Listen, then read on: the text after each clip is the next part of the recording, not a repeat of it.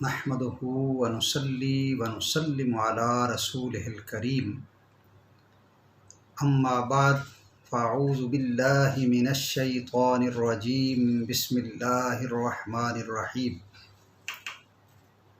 شهر رمضان الذي انزل فيه القرآن صدق الله مولانا العظيم ان الله وملائكته يصلون على النبي یا ایہا الذین آمنوا صلوا علیہ وسلموا تسلیما اللہم صل علی سیدنا و مولانا محمد وعلی آل سیدنا و مولانا محمد وبارک وسلم سیدنا کریم صلی اللہ علیہ وسلم۔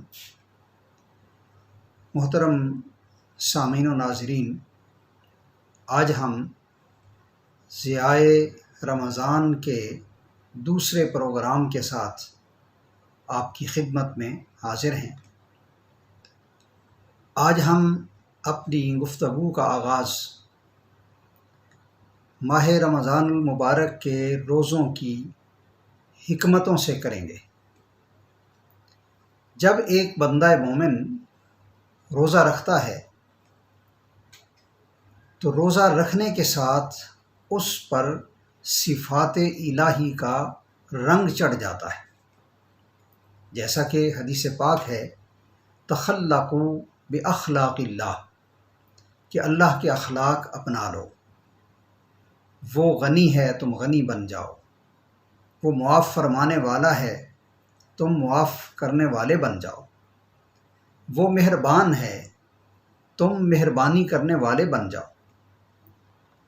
چنانچہ اسی حدیث پاک کے تحت دیکھا جائے تو جب ایک بندہ مومن بھوکا رہتا ہے، پیاسا رہتا ہے، عمل زوجیت سے اور جنسی لذتوں سے دور رہتا ہے، تو یہ وہ صفات ہیں جو کامل و اکمل صورت میں رب کریم کی ذات بابرکات میں موجود ہیں۔ اللہ کریم کھانے سے پاک، پینے سے پاک، عمل زوجیت سے پاک، لہٰذا جتنی دیر ایک بندہ مومن روزے کی حالت میں رہتا ہے اس پر صفات الہی کا رنگ چڑھ جاتا ہے۔ اسی طرح جو روزہ دار ہے، روزے کی وجہ سے اسے صبر اور شکر کی نعمتیں حاصل ہوتی ہیں۔ جب سارا دن وہ بھوکا اور پیاسا رہتا ہے تو صبر کی کیفیت نصیب ہوتی ہے، اور جب افطار کا وقت ہوتا ہے، اللہ کی نعمتیں اس کے سامنے ہوتی ہیں، تو پھر وہ شکر کی کیفیت سے شاد کام ہوتا ہے، لہٰذا اسے صبر بھی نصیب ہو گیا، اسے شکر بھی نصیب ہو گیا۔ جب یہ دونوں چیزیں اس کو نصیب ہو گئیں تو اس کا ایمان گویا کامل ہو گیا، اس لیے کہ صبر نصف ایمان ہے اور شکر نصف ایمان ہے، تو روزے کی حالت میں گویا انسان کے ایمان کی تکمیل ہو جاتی ہے۔ اسی طرح روزے کی حالت میں ایثار اور قربانی کی ایک مشق ہوتی ہے۔ انسان دوسروں کے لیے ہمدردی کے جذبات اپنے دل میں محسوس کرتا ہے۔ وہ شخص جس نے کبھی بھوک نہیں دیکھی، پیاس نہیں دیکھی، جب وہ روزہ رکھتا ہے اور بھوک اور پیاس کی کیفیت کو محسوس کرتا ہے تو اسے اندازہ ہوتا ہے کہ وہ لوگ جنہیں نان شبینہ میسر نہیں، جنہیں 2 وقت کا کھانا میسر نہیں، جو غربت اور افلاس کے مارے ہوئے ہیں، ان پر کیا بیتتی ہوگی، تو ایک جذبہ ترحم اس کے دل کے اندر پیدا ہوتا ہے۔ حضرت بشر حافی رحمۃ اللہ تعالی علیہ ایک مرتبہ سردیوں کے موسم میں اپنے کمرے میں بیٹھے ہیں اور گرم چادر یا جو بھی گرم لباس تھا وہ اتار کے الگ رکھا ہوا ہے اور خود سردی سے کانپ رہے۔ کسی نے پوچھا بشر حافی رحمۃ اللہ تعالی علیہ سے کہ آپ کو سردی لگی ہوئی ہے اور آپ نے گرم لباس الگ رکھا ہوا ہے؟ آپ کی کیفیت بدل گئی۔ آپ نے فرمایا کہ کتنے ہی ایسے لوگ ہیں جو نادار اور مفلس اور غریب ہیں، اور ان کے پاس اپنے بدن کو سردی سے بچانے کے لیے لباس میسر نہیں ہے۔ اب میں ان سب کو لباس تو نہیں دے سکتا، لیکن اپنا گرم لباس الگ اتار کر ان کی کیفیت کو تو محسوس کر سکتا ہوں۔ تو یہ تھے وہ اللہ والے جو اپنے آپ کو ایسی کیفیات میں لے جاتے تھے جہاں غرباء کے متعلق ایک جذبہ رحم پیدا ہوتا ہے۔ اور ملا علی قاری رحمۃ اللہ تعالیٰ علیہ لکھتے ہیں کہ بہت سے عرفاء اور اولیاء اللہ جب کوئی لقمہ کھاتے، کوئی چیز کھاتے، تو اپنے پروردگار کے حضور عرض کرتے کہ اے رب العالمین، دوسروں کے حق کی بنا پر، غرباء کے حق کی بنا پر ہم سے اس لقمے کا مواخذہ نہ کرنا۔ اور حضرت یوسف علیہ السلام عزیز مصر تھے، قحط آ گیا تو قحط سالی کے دنوں میں جب دسترخوان بچھتا، شاہی دسترخوان، اور طرح طرح کے کھانے اس پہ چنے جاتے، تو سیدنا یوسف علیہ السلام بہت تھوڑا کھانا کھاتے۔ کسی نے پوچھا کہ آپ کے سامنے شاہی دسترخوان ہوتا ہے، طرح طرح کے کھانے ہوتے ہیں، آپ پھر بھی چند نوالے لیتے ہیں؟ تو سیدنا یوسف علیہ السلام نے فرمایا کہ جب تک میرے ملک کا ہر غریب پیٹ بھر کر کھانا نہیں کھائے گا، اس وقت تک میں بھی پیٹ بھر کے کھانا نہیں کھاؤں گا۔ تو یہ تھیں روزے کی وہ حکمتیں جن پر اختصار کے ساتھ ہم نے گفتگو کی۔ اس کے بعد چند مسائل کی طرف ہم آتے ہیں۔ روزہ کس انسان پر فرض ہوتا ہے، اس کی شرائط کیا ہیں؟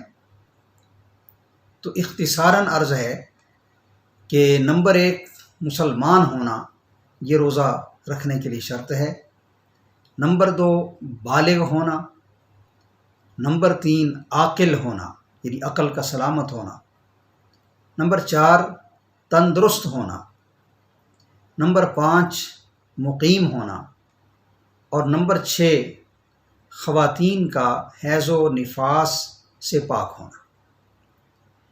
تھوڑی سی وضاحت ان کی کر دوں کہ پہلی شرط ہے مسلمان ہونا۔ جب اللہ رب العالمین نے روزوں کی فرضیت کا ذکر کیا تو فرمایا یا ایھا الذین آمنو، اے ایمان والو، کتب علیکم الصیام، تم پر روزے فرض کیے گئے۔ تو یہاں ایمان والوں کو مخاطب کیا گیا ہے۔ قرآن مجید میں بہت سے مقامات ایسے ہیں جہاں کل انسانیت کو خطاب کیا گیا ہے، جیسے ارشاد فرمایا یا ایھا الناس اعبدوا ربکم، اے لوگو اس رب کی عبادت کرو جو وحدہ لا شریک ہے۔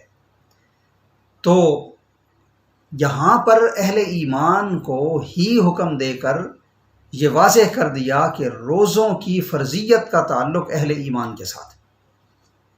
تو مسلمان ہونا اس کے لیے شرط ہے، اور بالغ ہونا، چونکہ شریعت کے احکام بلوغت کے بعد، مرد ہو یا عورت، جب اس پر بلوغت کا وقت آتا ہے اس کے بعد احکام شریعہ کا نفاذ ہوتا ہے۔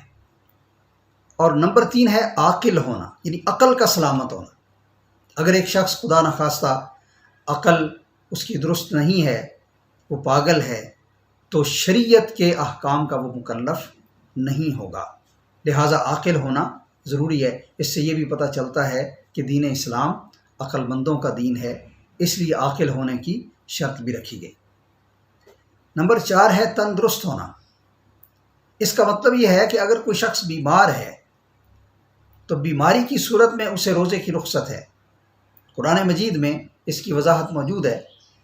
اللہ کریم نے مریض اور مسافر کا ذکر کرتے ہوئے فرمایا کہ اگر وہ روزہ نہ رکھیں تو ان کے لیے رخصت ہے، لیکن بعد میں اس کی قضا کرنی ہوگی۔